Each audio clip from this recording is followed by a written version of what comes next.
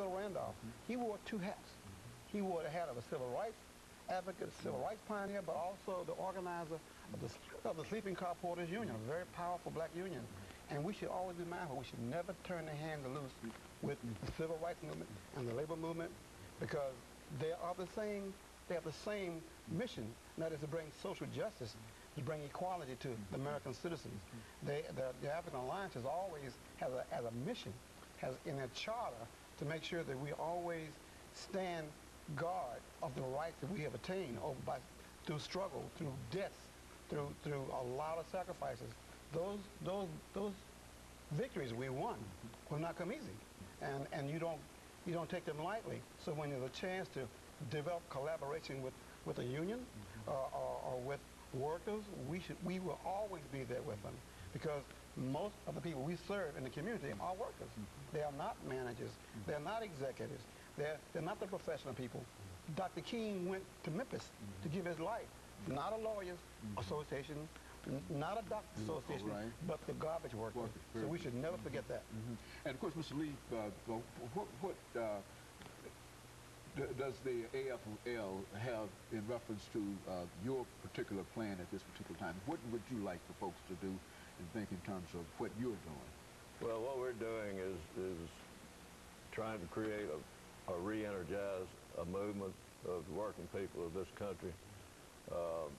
Things have gotten so bad for so many reasons, and politics being some of those reasons, but there are many reasons. Offshoring, we've lost a lot of our manufacturing jobs in this country. We've lost our industrial base, and we're talking about 12 to 14 million jobs when we talk about our industrial base. Those jobs are gone, and there'll be a long time if they ever come back.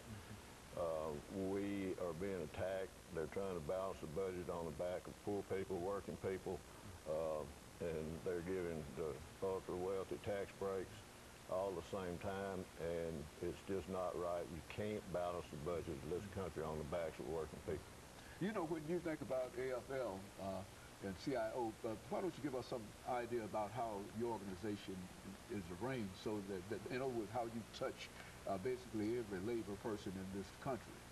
There's a national organization. The AFL-CIO was a union organization. CIO, one was more construction-based, one was industrial, manufacturing-based. They merged in 1956.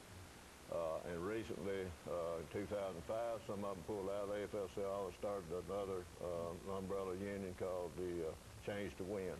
But we all work together at all levels to promote the common good of working people, socio-economic welfare of the people. And so the things that you're doing here in the state of Tennessee, they're doing in Alabama and all over the rest of the nation, and this is indeed really an international organization. Absolutely, it is, and especially with the Canadian unions. We have a lot of Canadian unions in the AFL-CIO, and it's not as strong as it used to be, but we're still strong, and we're still advocating for the working people. And we also advocate for affiliating with community organizations.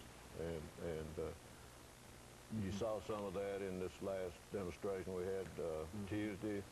There were community groups and allies there from all of them. And I think what we'll do as we come to the end of this second segment, Mr. Lee, is to give you and Kwame an opportunity when we come back to deal with some of the specifics in reference to the things that you dealt with at the state legislature, because I think that in terms of the threat to the AFL-CIO, it's also a threat to all of these other units and et cetera. So folks want to know exactly what the situation is in reference to that, and we'll talk about that when we come back during our second segment. We'll start with you.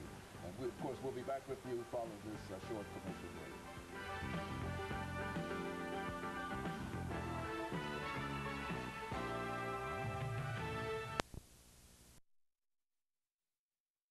Contract and under